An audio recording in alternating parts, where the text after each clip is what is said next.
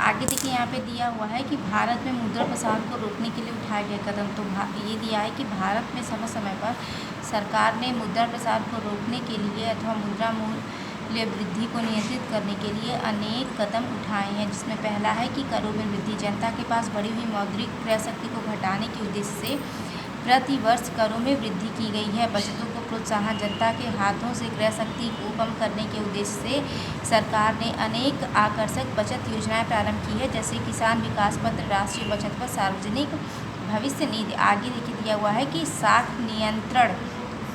देश में मुद्रास्फीति पर प्रभावी नियंत्रण के उद्देश्य से साख नियंत्रण की नीतियां कार्यान्वित की गई हैं। रिजर्व बैंक ऑफ इंडिया ने अनुसूचित बैंकों द्वारा साख सृजन पर कड़े नियंत्रण लगाए हैं। समय समय पर बैंक दर में परिवर्तन किया गया है तथा नकद कोषानुपात में वृद्धि की जाती रही है। इस प्रकार साख-स्फीति पर रोक लगाने के प्रभावपूर्ण प्रयास किए जाते हैं। ठीक, आगे दिया है कि उत्पादन वृद्धि को प्रोत्साहन।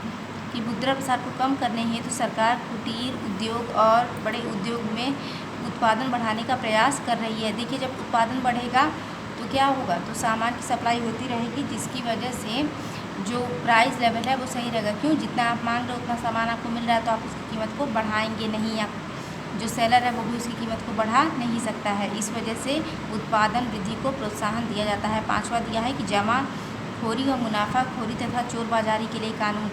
सरकार ने जमाखोरी, मुनाफाखोरी, चोरबाजारी इन सब करने वालों के लिए बहुत ही कड़े कानून बनाए हैं, और अगर इन कानूनों का सही से पालन होता है तो इससे मुद्रा जो प्रसार है उसको नियंत्रित किया जाता है। छठा दिया है कि विदेशों से आवश्यक वस्तुओं की आयात, मीन्स हमारे देश में जिस सामान की कमी है उसे हम बाहर से मंगा के अपने देश में जो उसकी पूर्ति है उसको हम व्यवस्थित कर सकते हैं। ठीक, आगे दिया हुआ है कि मूल्य नियंत्रण एवं राशन व्यवस्था।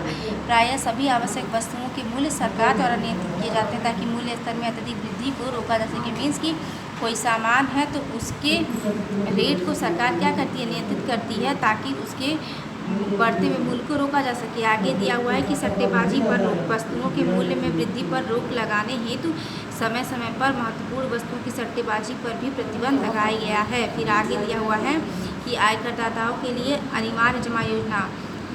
17 जुलाई 1974 को केंद्रीय सरकार ने एक अध्यादेश जारी किया, जिसके अंतर्गत 15,000 रुपये से अधिक अर्जित आय वाले करदाताओं को अपनी अतिरिक्त आय का एक निश्चित प्रतिशत अनिवार्य जमा योजना में जमा करना पड़ता था, जिससे जनता की मौद्रिक आय का एक बड़ा भाग चलन से निकलकर सरकार के पास पहुंच जाता था। यह योजना 1985-86 में बंद की गई। आगे दिया है कि कंपनियों के लाभांश वितरण की अधिकतम सीमा संबंधी अध्यादेश।